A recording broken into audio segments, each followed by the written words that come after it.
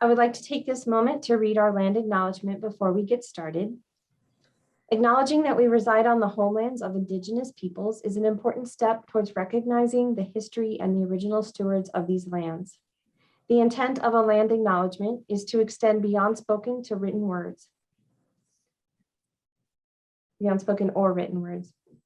It must be implemented thoughtfully and meaningfully and be reinforced by direct support and consideration of Indigenous peoples. As we gather, we honor and acknowledge that the University of Colorado's 4 campuses are on the traditional territories and ancestral homelands of the Cheyenne, Arapaho, Ute, Apache, Comanche, Kiowa, Lakota, Pueblo, and Shoshone nations. Further, we acknowledge the 48 contemporary tribal nations historically tied to the lands that comprise what is now called Colorado. Acknowledging that we live in the homelands of Indigenous peoples recognizes the original stewards of these lands and their legacies. With this land acknowledgement, we celebrate the many contributions of Native peoples and also recognize the sophisticated and intricate knowledge systems Indigenous peoples have developed in relationship to their lands. And with that, I will turn things over to Terry, who will be introducing our speakers. Thank you. Okay, thanks, Cindy.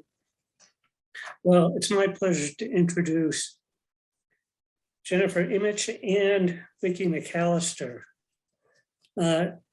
Jenny has a BA from the University of Wisconsin-Eau Claire, an MA in anthropology from the University of Minnesota, Twin Cities, a master's in geographic information science from the University of Minnesota, Twin Cities, and a PhD in anthropology also from the University of Minnesota, Twin Cities. She's a landscape archaeologist and co-principal investigator of the human environmental exchanges in the landscape of medieval Ireland, and a GIS analyst for the city of Boulder. Her research uses spatial data, landscape archaeology, geographic information sciences, and historical geography to study the location of medieval settlements in Ireland, particularly those locations of everyday peoples. Formerly, she held a GIS teaching fellows position at Middlebury College and a GIS visiting lectureship at Metro State in Denver. Vicky McAlister has a BA from Trinity College in Dublin, a master's of philosophy from the University of Cambridge, and a PhD again from Trinity College in Dublin. She's a historian and archaeologist at Southeast Missouri State University, where she's associate professor and graduate coordinator for the Masters of Arts in Public History. She is also the Donnelly Family Fellow at the National Humanities Center, where she's working on a monograph project, The Insular Globe, Animals and Colonizing Landscapes, Ireland 700 to 1700. Her first book, The Irish Tower House, Society, Economy, and Environment, 1300 to 1650, was published in 2019 by Manchester University Press and investigates the built and natural environments of late medieval Ireland. She's co-PI of the Human Environmental Exchanges and Landscape of Medieval Ireland project. And their talk today is Human Environmental Exchange in the Landscapes of Medieval Ireland, defining the morphology of settlements with UAV, which are drones, I am assuming, generated data.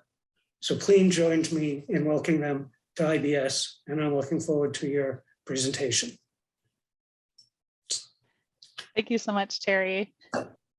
So the human environmental exchanges in the landscapes of medieval Ireland, it's known as short as the HELM project. It started back in 2017. Vicky is our resident medieval historian and landscape archaeologist, and she had commissioned some UAV or drone surveys of a few of her archaeological sites she was investigating to try to determine what was going on in castle landscapes, what we could find out about these areas surrounding these castles. As soon as she had acquired the data and opened it up in our GIS software, it was immediately apparent that there was a lot going on. And the analysis, or the successful analysis of these data, were beyond her GIS skills. We've been colleagues for a number of years. We both work on Irish castles and Irish landscape archaeology.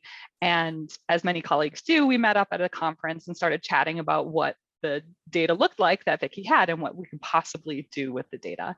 And as a GIS analyst, specialist, landscape archaeologist, I was able to apply a methodology in an innovative way that allowed us to look for small changes in the topography surrounding these castle sites. And what we found quite quickly were settlement remains.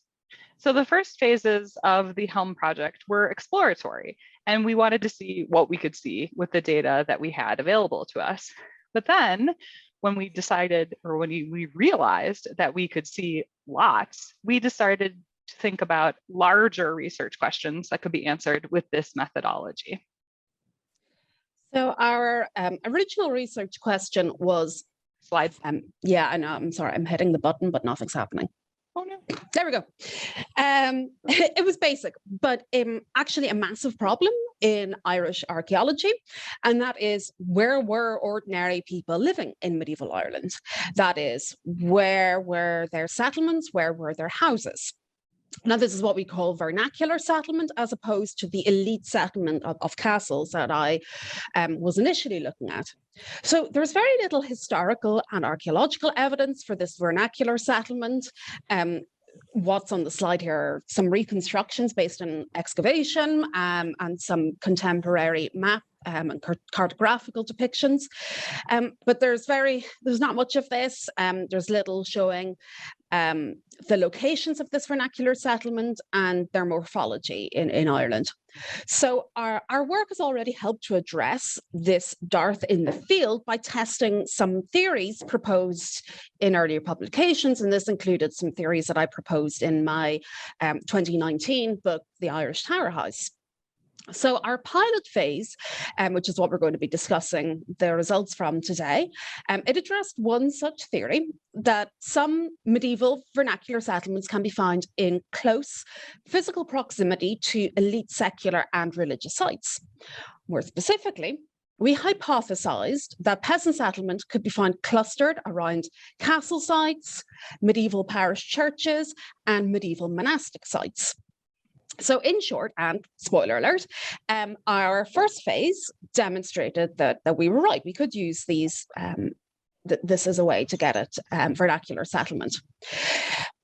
So once we started, we found answers to our question as to where ordinary people were living, but also data that was applicable to a heck of a lot more than just this one research question. So what we're finding is actually relevant not just to Irish medieval archaeology, but also issues like climate change, resilience, land use, land cover, basically some very broad questions of concern to historical geography and historical ecology. Another goal of the initial project was to test the emerging methodology in using GIS software with our topographic data from the UVAs or the drones. So we started asking questions. The first was, could UVA data, or could UVA created data be a cost-effective way of solving the perplexing problem of where people lived? The second was, are there limitations to this type of data aerial surveys compared to more traditional archaeological methods, including geophysical analysis, which looks at subsurface features, and then furthermore to the stage of archaeological investigation or excavation? And lastly, could our methodology be replicable across sites, both temporally and geographically, as well as being an inexpensive method? So again, spoiler alert, yes. It looks that UVAs or drone acquired data are cost effective.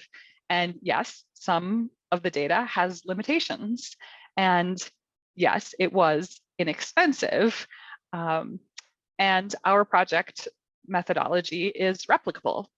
Furthermore, the HELM project has identified in the field hitherto unknown medieval archaeological sites and possibly other types of sites. So this has impacts on historic site preservation and how they are treated in heritage legislation in Ireland and the EU. The crux of the problem is we're identifying more and larger heritage monuments than what is expected, and these archaeological sites need ongoing monitoring and inclusion within a legal protection frameworks. Settlements often span fields. They're not discrete castle sites, monastic sites, ecclesiastical sites. Rather, they're super messy in the landscape and they are sprawling. They cross townland boundaries, they cross ownership boundaries, and this all asks questions about how do we preserve them, how do we map them, how do we track them. What you're seeing here in this image is a site from our current phase 2. It's the site of 4. And you can see the red dots on the map are known archaeological sites. These are known and recorded by the National Monument Service of Ireland as different levels of archaeological sites. So they're not just medieval, they're historic, they're prehistoric, they're medieval. And the mound at the top middle with a whole bunch of red dots on top of it, it's a castle site and associated buildings with the castle site in ruins. And then directly to the south in the flatlands, you can see what looks like a building with a red dot on top of it. That is a monastery site that is currently in ruins. But if you look directly to the left or west of this mound, you can start seeing in this highly detailed aerial image that there are field boundaries. There's some curvilinear enclosures happening in this landscape that are not denoted as archaeological features.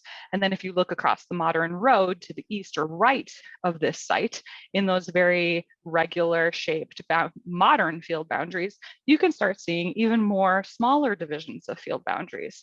So this is the type of landscape that we're describing that is super sprawling, but needs acknowledgement in the heritage collection of heritage legal protection in Ireland today. So before we get on to the findings from the phase 1 of the HELM project, we'd like to invite you to help us formulate some questions, think about some questions before we get to the Q&A portion. In short, we're at a very exciting expansion point of the HELM project, and we've had really great results from the first pilot stage of phase 1 and phase 2, but we'd like to keep this project going for at least another couple of years, as well as expanding the project geographically within Ireland. Our problem is that we have a lot of options. And we need to start narrowing down our immediate steps. So we have a few areas that we're interested, 3 areas that we're interested in your thoughts on. The first is that we're very keen to incorporate pollen analysis to create digital models for land cover and land use recreations. So in case you don't know, land cover is the biophysical material covering the surface of the earth. It's thematically classified as things like agriculture, forest, water. And this compares to land use, which involves an element of human activity and reflects a decision-making process of how the land was used. So you take something like agricultural land in land cover, and in land use, you would break that into tilled land versus pasture land. And when we use pollen analysis, you can actually suss out the land use of the area. So the state of land cover and land use is completely understudied in medieval Ireland. We know more about regional land cover and land use from the Neolithic than we do of 1,000 to 600 years ago. And this is because of questions surrounding Neolithic invention of, or the innovation in agricultural practices, purely based on who wants to study it. They're looking at the Neolithic. So we have collaborators at Queen's University in Belfast who want to work with us on this project. However, adding pollen analysis into the HELM project would be a 2 to 3 year process of gathering, analyzing, and coming up with those results. And each pollen core that we would need in order to have this data would cost us about 20,000 euro a piece, and we need more than 1 or 2. So as we think the paleontology or the pollen analysis is key to our project, we need to have resourcing. The second area that we could expand out into is expanding our temporal scope beyond the high medieval period, or the 1100 to 1300 CE. We have the option of addressing a really big problem that perplexes scientists and social scientists alike. And this is, what precisely does the Irish pre-industrial landscape look like? This is a term, pre-industrial, that is being used as a starting point of comparison by everyone, from journalists to climate scientists to agricultural policymakers today. We see headlines nearly every day looking at our current environmental crisis, referring to a pre-industrial time period that, frankly, we don't have a really good understanding of what it looks like. So we're saying this project, the HELM project, could model the pre-industrial landscape to give a better idea of what we're actually even comparing now to. And third, we'd like to keep our geographical coverage for this next phase of the HELM project on Ireland. It's a nice, discrete study area. It's our areas of expertise, but also the island's history is that of a colonized place that was later an active participant in the colonization of the global South. And it has potential for comparisons and replicability in other environments. This is not to say that we're not interested in hearing of potential lookups if you're working in some other geographic region that you think has very similar similarity to our project, but we're thinking staying in Ireland, but expanding within the island, and then this larger global South connection. So we're mentioning these issues now at the beginning of the talk and the onset of our talk, so that you can keep them in your mind for when we come to the Q&A. Okay, so HELM started with just 4 Anglo-Norman sites located in the south of Ireland. So the Middle Ages start roughly around the year 500 CE in Ireland, and they run until a rather disputed date of circa 1600 CE. And at that point, we tend to say that the early modern period begins. So the central, also known as the High Middle Ages, really gets going in Ireland with the arrival of the Anglo-Normans in 1169. Now, as their name suggests, these are the descendants of the Normans, best known for William the Conqueror rocking up in England 1066.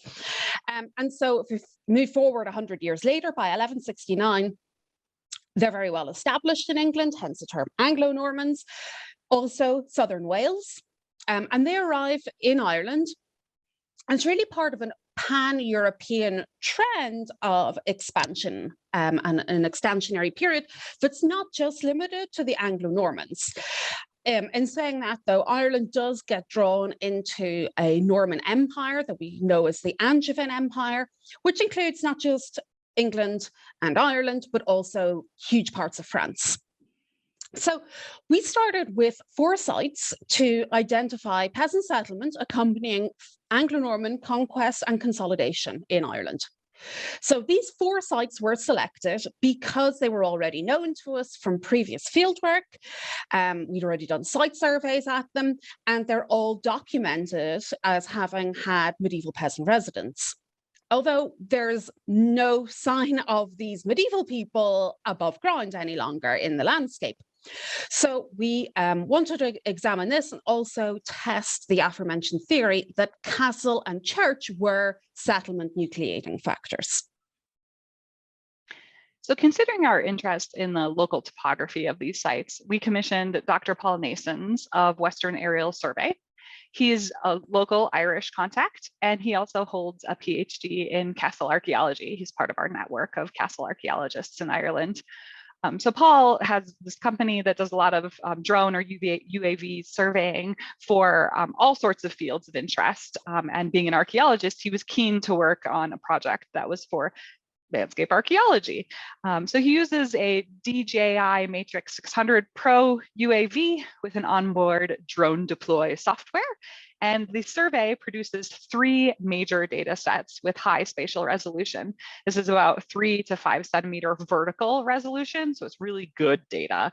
The first is a high quality aerial image. The second is a georeferenced orthophotograph And the third is contour maps of the survey area. So the data that we were able to acquire through the UAV surveys are of much greater resolution, both spectrally and spatially, than publicly available satellite and aerial data sets. So this is the reason we commission them. We often get asked, why can't you just use Global or Google Earth? Well, it doesn't work for what we're trying to do on these sites. The georeferenced orthophotographs were then pre-processed by Paul in Ireland, sent to us here in the States, and we used Blue Marble Global Mapper and Esri's ArcMap and ArcPro dataset software to create raster data of the topography of the site, including digital elevation models. These data models allow for the calculation of distances between and within field sites or archaeological sites, including those not visible on their aerial image. They are covered in grass in most instances, but they are visible in a terrain model. From the digital elevation model, we created derivative data sets, including a slope, an aspect, and then a terrain hillshade, either an individual hillshade or a composite hillshade. All of these models were seeking out low-lying field walls or field banks, and they represent enclosures of the landscape that we're using as a proxy for settlement locations. Visual analysis of the terrain models was undertaken, and I hand digitized the possible field walls, banks, and ditches. And we're looking at doing additional analysis, including sky view factors, local relief modeling, principal components analysis, among others, to further model the subtle variations in the topography. And we're doing that this summer and upcoming year at all of our sites, so the sites from phase 1 and the sites from phase 2. So following this process, 3 of our 4 sites here generated what we might call meaningful results. Those 3 sites are Glenogra, Knockany, and Ardmale. We're not just going to highlight sort of the main takeaway that we had from each of these sites. So to start, this is Ardmale, County Tipperary. The image on the left here is one of the 3 archaeological monuments that's upstanding. That is actually a castle. People are always shocked and appalled at how unimpressive castles actually are. And this one actually isn't even too bad. So there's no cattle living in this one. This castle is the yellow dot on the digital globe. Thank you. Digital. They've all got the same versions of derivations of the same name. Digital globe, available through the Irish government's online GIS and his National Monument Service. So that image on the right gives you a sort of lower resolution aerial view of the site and what's going on around it. So when Jenny completed the process that she just outlined, what we ended up with were being able to see some highly organized and regular rectilinear shaped land plots. So these, there we go, land plots were, as we predicted, concentrated between the castles and the parish church. So what this tells us is that, yes, the combination of these high status buildings acted as strong nucleation factors and are pretty reliable indicators of where peasant settlement is located, with the caveat that this is within Anglo-Norman settled parts of medieval Ireland. The site without the results is called Balnahinch. It is of continued interest to us. It's a continued survey site, but the local topography did not match our existing methodology. There's been people tinkering with it in recent years, I think. So new methods for visual analysis of this site are being investigated.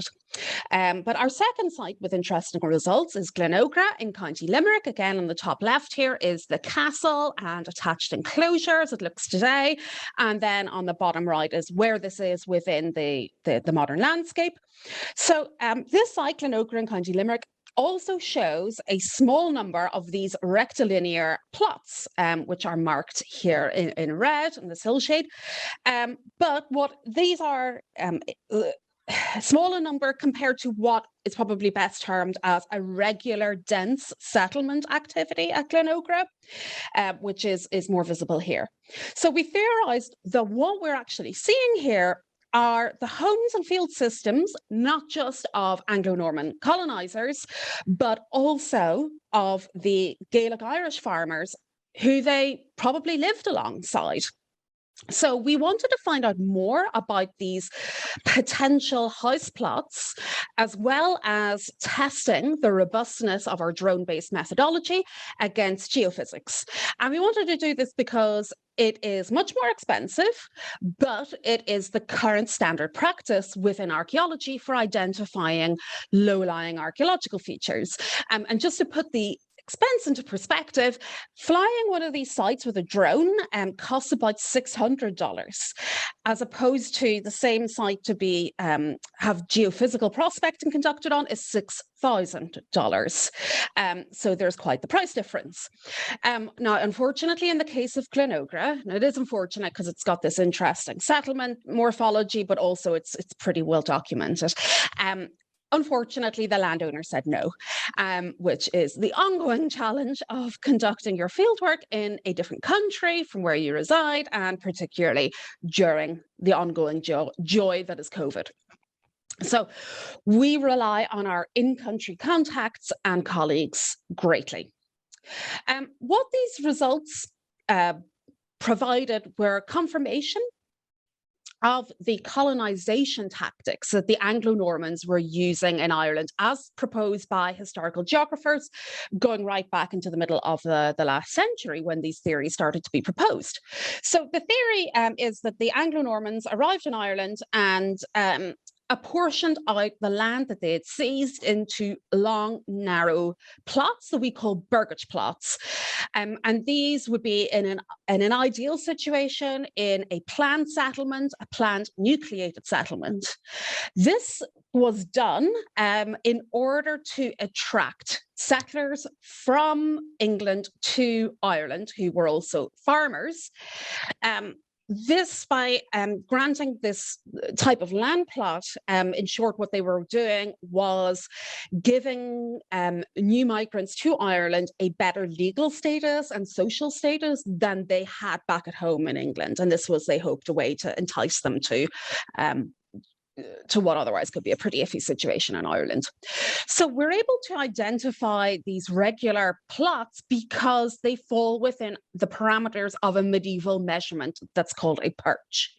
And we're able to compare our measurements that we took from these three sites with those from other already pre-identified examined sites in the United Kingdom and Ireland. So that's a very brief summary of what the process was. More detail on our methods and our findings are actually forthcoming in a publication later this year. In addition to all of this above, we were able to successfully identify the precise location of a documented but completely destroyed castle at Knockany in County Limerick. So here you can see the upstanding castle at Knockany in its landscape element. And we use the profile terrain model in our GIS software. And we were able to determine that there's another castle that was surrounded by an enclosure known as a bawn. And you can see in the upper left of this image, the profile across the terrain model that it's superimposed on top of. So we have a slight ditch and then a raised platform area, and then a steep ditch down to a river, which is actually surrounded by trees, which is why it looks like it's very tall in the profile. And the bottom right image is showing the wider landscape of this castle, and the bawn is what we're actually seeing in this profile. So this bawn, part of the reason we were able to find it, and part of the reason it's very exciting to us, is that it was drawn on a mid-17th century historical map that was produced as part of the Colonial Down Survey. So the Down Survey identified land holdings of Catholics and other people that could be seized by the British Crown and granted to those who they deemed as loyal. The Down Survey, it was done very quickly and it varies widely across Ireland. Some parts are really representative, others are surprisingly accurate and other areas are just completely inaccurate and fictionalized. So Knockany is really exciting because we actually have 2 levels of the survey. These levels were commissioned as part of the down survey, and it's unusual that they survive for any individual site, as they do here for Knockany. It's generally believed for scholars that most parts of Ireland, the good surviving accurate parts of the down survey, were representing a landscape largely in situ from the Middle Ages. So accuracy is super intact here at Knockany. You can see circled in blue on both levels of the down survey map that this was the location of the now destroyed castle and tower house. And one of the other exciting things that we were able to do with the more detailed down survey map is we were able to georectify it, or stretch it and match it, the paper map, to our landscape detailed aerial image that we got from our drone survey. And when doing this, using field boundaries, the location of the current castle, which is actually across the road from the blue circle, and other diagnostic features in this landscape, we were able to pinpoint this is probably the location of this destroyed castle, and that's where we found it in the landscape. So this is an exciting, just another avenue of looking at historical geographic maps and using our data to match and compare. Yeah. So after this analysis of the 3 sites, we were pleased to be able to say, oh yeah, okay, we can see that ordinary people were living at these sites in the Middle Ages. And the precise chronology of their occupation can be really difficult to determine because of the complex tapestry of the landscape. Slide. So again, oh, no, it's the same slide. Sorry. It made me jump. So the precise chronology can be really difficult to determine. And this is something that we want to spend more time looking at going forward, that particularly be my remit. In other parts of Europe, settlement desertion was caused by the events of the 14th century, the best known of those being the Black Death. Simply put, settlements were abandoned when lots of people who lived there died. This was not the case in these sites in Southern Ireland. We could see from our study of the relationship of the different identified settlement features that the occupation at these 3 sites was stretching on past the Black Death and at least into the later medieval period, if not later. But 2 of the 3 were ultimately abandoned, that is Glenocra and Ardmail. Was this due to early modern period colonization and or the warfare that accompanied it in the 16th and 17th centuries, which used scorched earth tactics? So in the case of Knockany, our successful georectification showed that by the mid-17th century, the settlement was shrunken. There are more house plots on the down survey maps than there were at that time surviving houses on these plots. And again, it survives today, but in a really very much shrunken and reduced form. So we wondered what the different historical factors were here that were leading to abandonment or some elements of resilience. So with these conclusions in mind, we decided the most pressing factor was to investigate the location and morphology of different forms of medieval vernacular settlement. So these were our phase 1 sites, and these were all in areas that we knew were colonized by the Anglo-Normans after 1169. So we were able to get $5,000 in funding from the American Philosophical Society's Franklin Grant Program. And we were able to use that to acquire drone flight data from 3 new sites. And these 3 new sites are all from a different part of Ireland. These are from County Westmeath, which are slap bang in the middle of Ireland. And this part of Ireland is very different from a historical perspective from the sites that we looked at in the first phase. This is an active contact zone during the Middle Ages. It is the very far west of the region of most Anglo-Norman influence. this is where the Anglo-Normans, for the longest period, most extensively, interacted with and overlapped with the Gaelic Irish lordships that were there before they arrived, but were influenced by, to certain degrees, their arrival. So it is really kind of, it's the Wild West, literally, of medieval Ireland. And what we hope to do was test our settlement identification methodology, but also get a better idea of settlement morphologies from the medieval period. Basically, what do these frontier settlements look like? Do they look like Glenogra, where we can see elements of Anglo-Norman settlement and housing alongside, we think, Gaelic Irish continued settlement? Or are we looking at something that looks very different entirely? So this newly acquired data of phase 2 is going to be the subject of our continued investigation, but also excitingly, the subject of a recently awarded Data Plus grant that we received from Duke University. The Data Plus grant fully funds undergraduate and master's students, data scientist students over this upcoming summer, and they're going to assist us in the data processing techniques. So we're looking at Python scripting of our topographic methods, and we want to develop some more advanced methodology for our visual and possible automated comparisons of our site data from phase 1 and from phase 2. The program is open. We just found this out today, so it's very exciting. The program is open to students, undergraduate and master's students across the United States. They don't have to be affiliated with Duke, and they don't have to be North Carolina students, but they do have to go to Durham for 10 weeks this summer. However, Durham's willing to put up $5,000 in a stipend to assist those students, and there's an additional stipend for on-campus housing. So if you guys have a student who might be interested in working with us and on this project, doing some data science work and staying in North Carolina for a bit, the deadline unfortunately is Friday, but they should get in touch with Vicky and her emails in her Zoom profile name to be able to, we can help put together the application to work with us. So in addition to this UAV imagery, we can finally add in some geophysical analysis to our data sets. And we're going to be conducting a geophysical analysis either this spring or upcoming early summer, with results coming out at the end of the summer.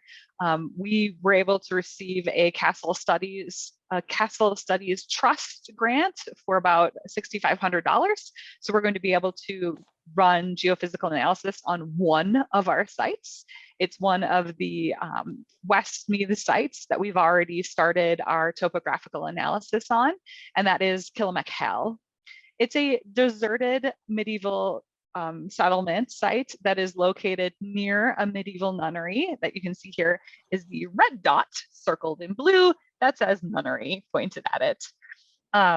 The deserted medieval settlement is located in the larger blue circle with the yellow dot, and we have it marked as a DMV. That stands for Deserted Medieval Settlement, not the Department of Motor Vehicles. Takes a while to get used to that one. I have to remind my students of that. Yeah.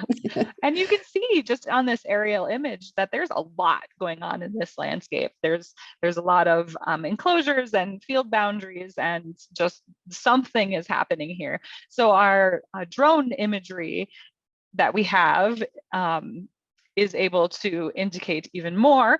Additionally, we were able to fly this site by Western Aerial Survey, Dr. Paul Nasons. He was able to fly the site here with multispectral imagery. Multispectral imagery is traditionally used as a very effective tool by agricultural scientists and people who are interested in soil productivity and plant health. And in archaeological context, multispectral imagery can be used to reflect the relative differences in vegetation health. And we use this again as a proxy to indicate the near surface or the slightly subsurface anthropogenic features of a landscape. So these could be field boundaries made of stone, they could be pits with charcoal in them, they could be pathways of crushed gravel, or other architectural or archaeological features.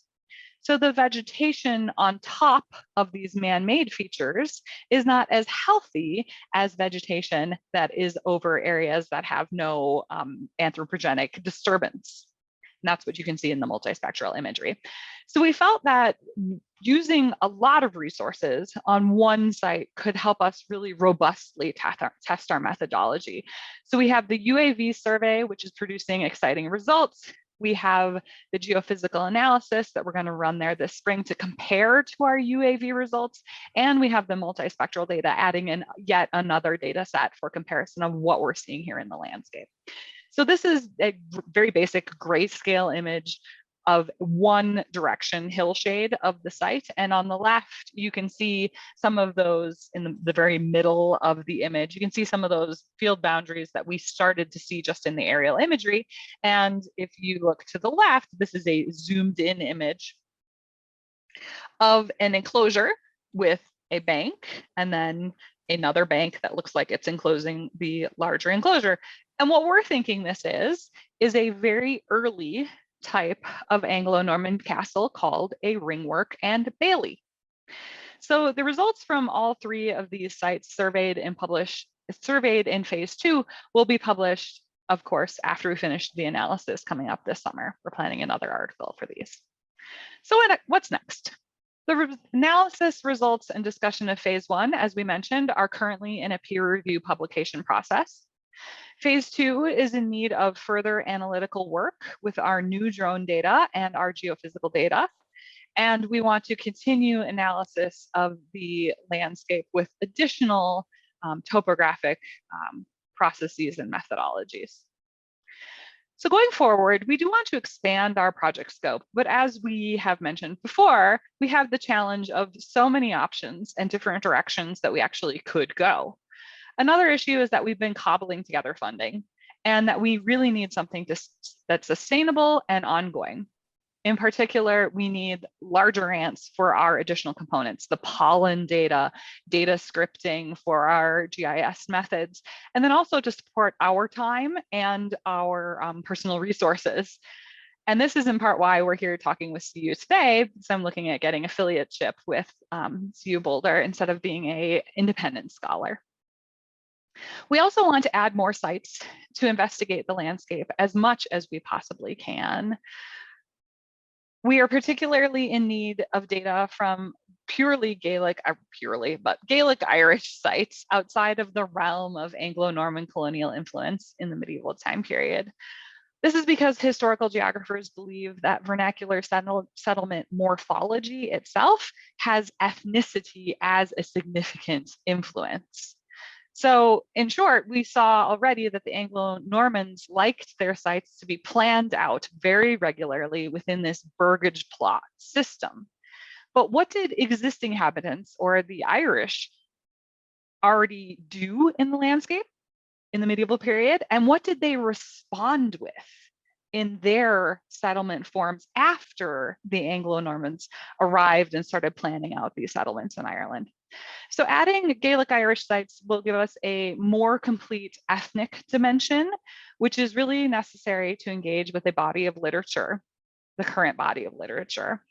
Moreover, this is what our Irish researchers and Irish colleagues and Irish academics are interested in, and staying relevant to an Irish audience and an Irish academic context is really important as a component to our project. But we also need to add sites that encompass a variety of modern and historical topography of the landscapes. So one way that we're going to do this is looking at sites near bogs. So this is an image, an aerial image. The red dots again are archaeology, and you can see modern field systems across it. And then you see these very dark brown spots in the landscape. Those are bogs. That's what the anaerobic soil of a bog landscape that's been stripped back. So the top vegetation has been stripped back. They're mining these bogs. The reason why we want to look at bogs is because we want to add that pollen data. And the best chances to get new pollen core samples, and the best location is in Ireland, are bog sites. So bogs contain slowly accrued vegetation and soil. And our partners at Queen's University Belfast, who are experts in the field, use a method called tephra chronology to provide a very specific dating of their pollen samples that is very necessary for a study like ours when we want to make sure that what we're looking at is from the medieval period. So tephra dating, as it's called, it uses ash deposits from previously dated historic volcanic eruptions to concretely date the pollen trapped in the anaerobic peat deposits of the bog. It provides a very precise date for medieval deposits, and this is much more precise than the other dating technique, which is radiocarbon dating.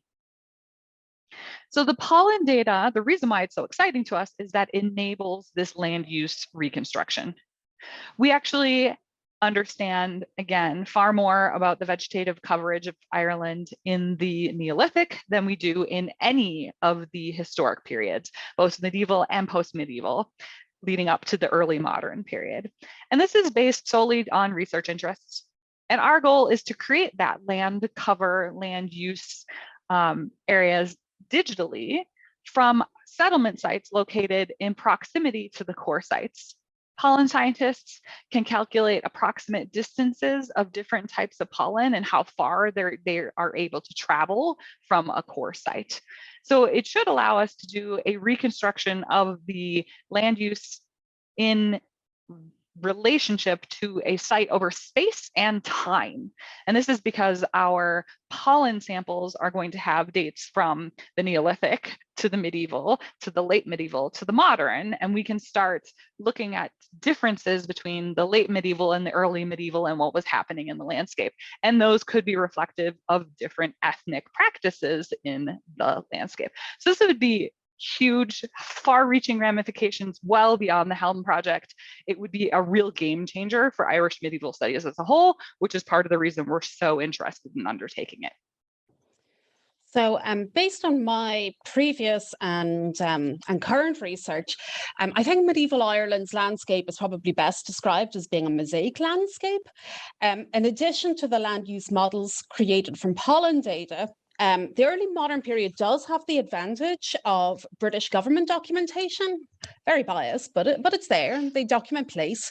And that could be spatially mapped with GIS software.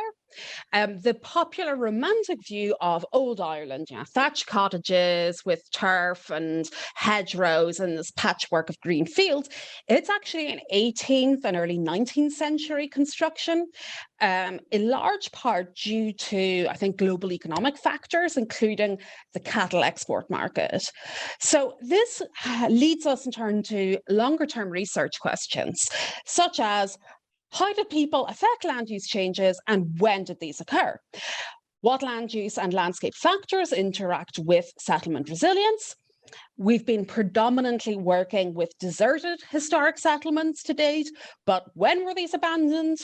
Why did some shrink instead of being abandoned? Why are still some inhabited and occupied today? Just what historical, political, and geographic events contributed to decline, and what are the resilience factors that we're seeing in the settlement history? So in conclusion, going forward, we want to recreate land cover, land use, and historic settlement morphology with the goal of establishing a much more precise pre-industrial baseline for Ireland.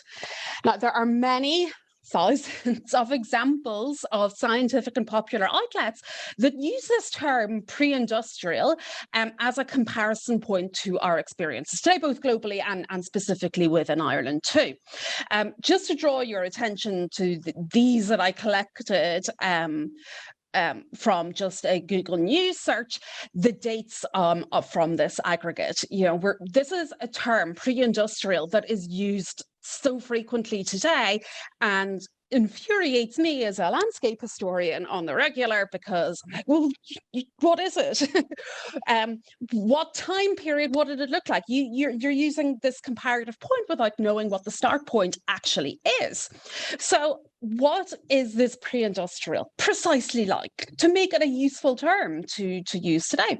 So by having a detailed understanding of our historic baseline, we're going to have better tools in for analysis in this whole range of issues, from cattle methane outputs, which are an issue for Irish farming, to rewilding initiatives, to targeted infrastructural development. Ireland's a great case study, we feel, because it's an island. It's thus a nice, discrete geographic area, but it also has this very unusual history with regards to global colonization patterns. And we believe that this ensures that it's applicable to other world regions. Our early project stages have shown that our tools and methods allow for identification of settlements, but more significantly, analysis of their morphology has allowed us to make new contributions to our understanding of colonization patterns in medieval Ireland, as well as the most efficient computer-based tools for data refinement. So we thank you for attending the lecture today, and we look forward to hearing if you have any questions or ideas, or so thank you.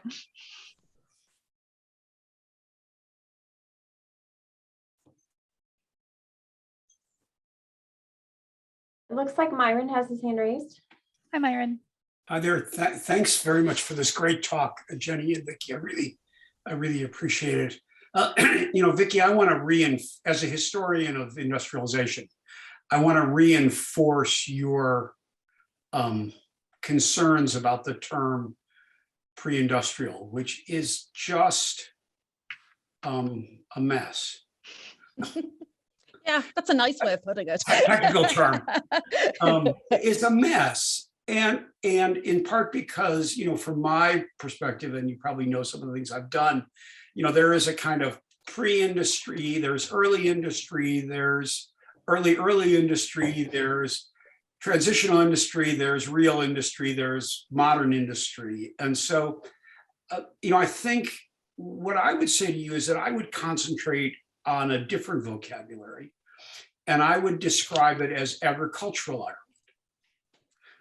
Ireland, or some other kind of thing that doesn't refer to something. If we're going to use an economic history term, I mean, I'm really sorry we don't have our whole range of Irish economics and other mapping experts all on this call, but it is, and I think there's a real, if you think about all the work about Ireland and its economic history, calling it pre-industrial really gets us into and especially you show that by some of those 17th century maps that actually have some of these features on them.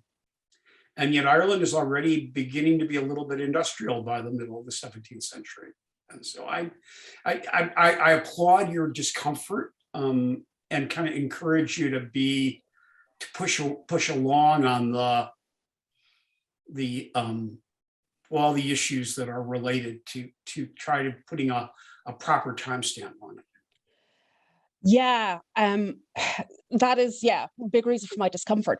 But I've equally got a huge amount of discomfort for different reasons for terms like agricultural Ireland, because this is leaning into another set of problems, which is this notion of Celtic exceptionalism pushed back against perceived colonization. And so there is a quite insidious movement that we're only recently really starting to criticize as archaeologists and landscape historians about this agricultural Ireland as being like pristine Ireland, and of course it's not. I haven't thought about that.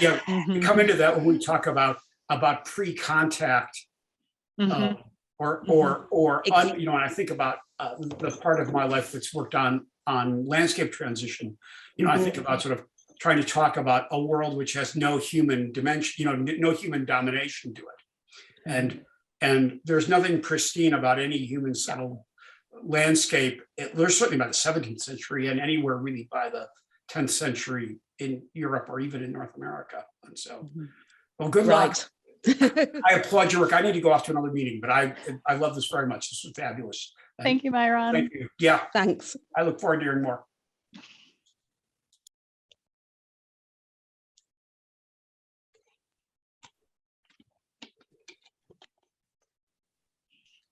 I could ask a question. Sure. One of the things that you're looking at is resilience. And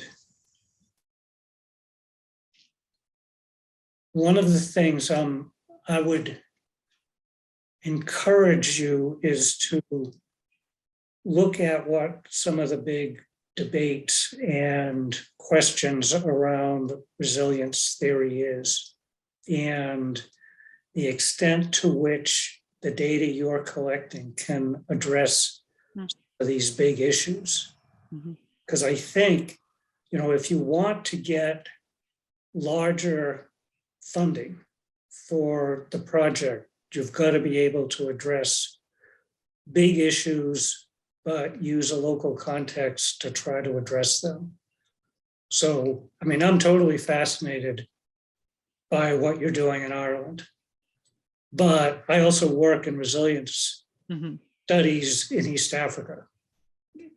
And what I have to do anyway is to be able to show that I can address some of these major debates using the East African literature, so that I want to expand it to try to say, we have this great data set and we can address these big issues.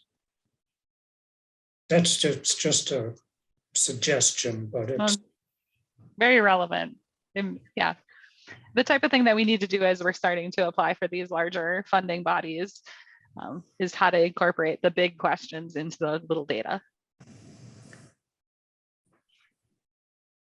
And the groups of people I work with are livestock keepers, so there's probably some relationship between what you folks are studying archaeologically and what I'm studying right now. Very much so. And I'm very interested in transition of land cover. That's, one of the things I'm looking at the transition of African rangelands into cultivated lands. So I'm trying to look in why that's happened. So.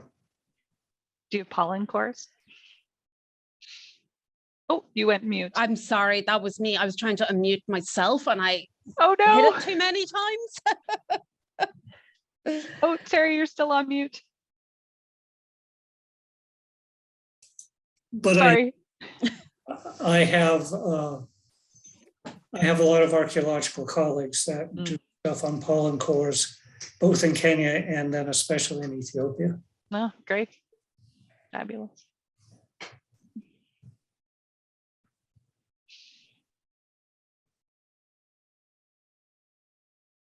Yeah, these stuff, the transition from pastoral land into tillage is an interesting one. As I think there's a certain element of that in Ireland as well. Although what extent and when, I think is something I'm trying to unpack in the book that I'm writing at the moment. Because again, it's really been influenced by bias in like that people don't in Ireland want to call post-colonial. It's a pretty complex topic to unpack in an Irish context.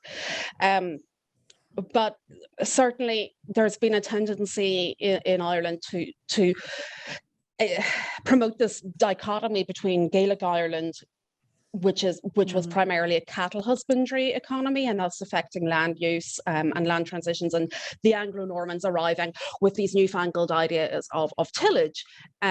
And this dichotomy has really not served us well. And again, it's the same with the 17th century colonization, also with industrialization, market economy added in. And really, when we start to break it down, that's a gross oversimplification and not serving us well. And I think what we're doing on this site-based level is going to really turn this dichotomy on its head completely, because it's oversimplified and it's got a lot of bias in it as well.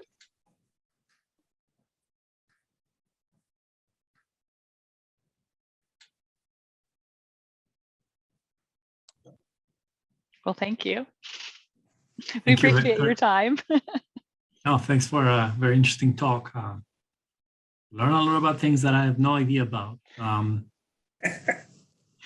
But it's interesting to see. I'm collaborating with colleagues just very quickly that are looking at strontium isotopes to basically understand where people were born as a measure of migration. And that's where, I entered like with a collaboration. So I was just trying to think of ways in which, all of these different kind of